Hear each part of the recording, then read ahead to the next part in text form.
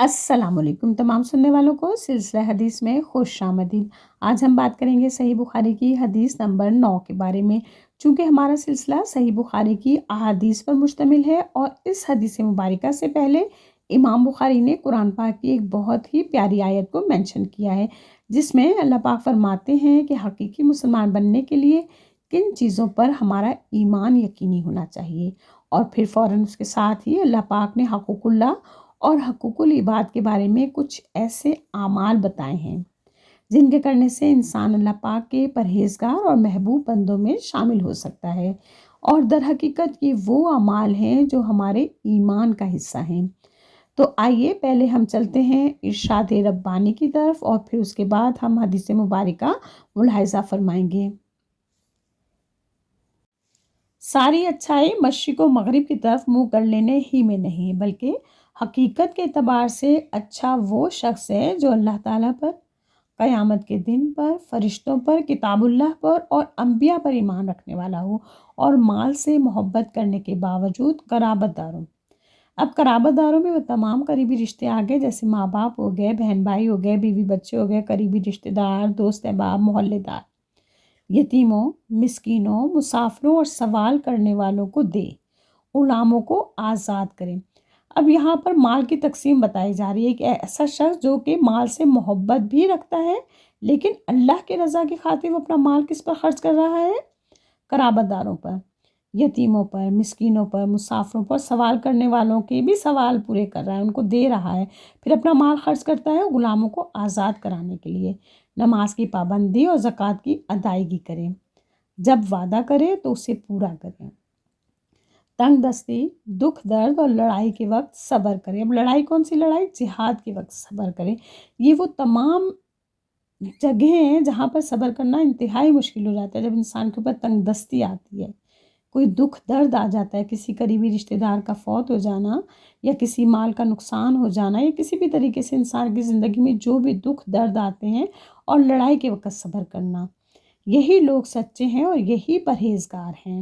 अब चलते हैं हदीस मुबारका की तरफ और फिर उसके बाद हदीस मुबारका की मुख्तसर वजाहत भी बयान की जाएगी।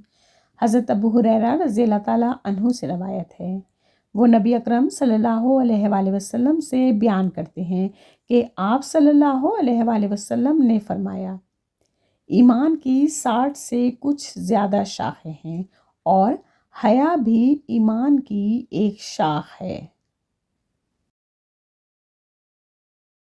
इस हदीस मुबारका से पहले जो हमने सूरह बकरा की आयत का तर्जुमा पढ़ा था, उसमें ईमान के बारे में बताया गया था कि एक मुसलमान का ईमान उस वक्त तक मुकम्मल नहीं होता जब तक कि वो अल्लाह पर, उसके नबियों पर, उसकी किताबों पर, उसके फरिश्तों और आखिरत के दिन पर ईमान ना रखता हो। तो ये तो वो बुनियादी चीज़ें हैं जिस पर हमने हर हाल में ईमान लाना ही लाना है। लेकिन इस हदीस मुबारका में नबी पाक सल्लल्लाहु अलैहि वसल्लम ने फरमाया कि ईमान की 60 से कुछ ज़्यादा शाखें हैं, लेकिन ख़ास तौर पे किसको मेंशन किया? हया को। अब आप ख़ुद अंदाज़ा लगा लें कि हया की मज़हब इस्लाम में किस कदर अहमियत है। हया तो हम सबको ही मालूम है कि ये किस अमल का नाम है।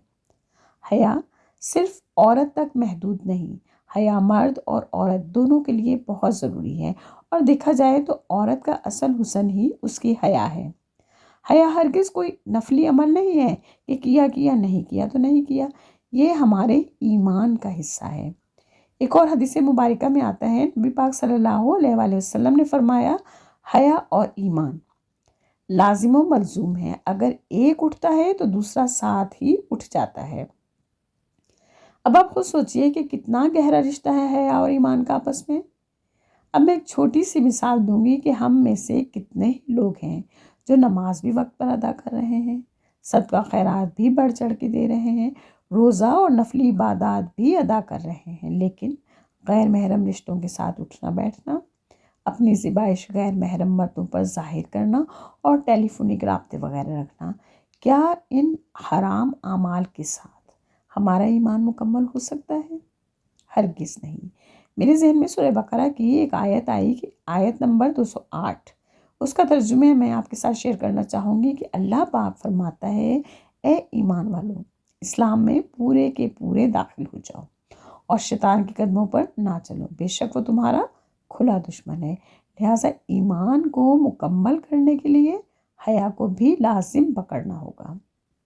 بس اللہ تعالیٰ سے یہی دعا ہے کہ اللہ تعالیٰ ہم سب کو دین سمجھنے کی اور دین پر عمل کرنے کی توفیق عطا فرمائے، آمین۔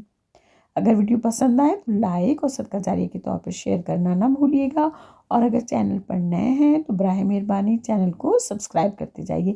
اس کے ساتھ ہی اجازت دیجیے، انشاءاللہ پھر ملتے ہیں۔ اللہ حافظ۔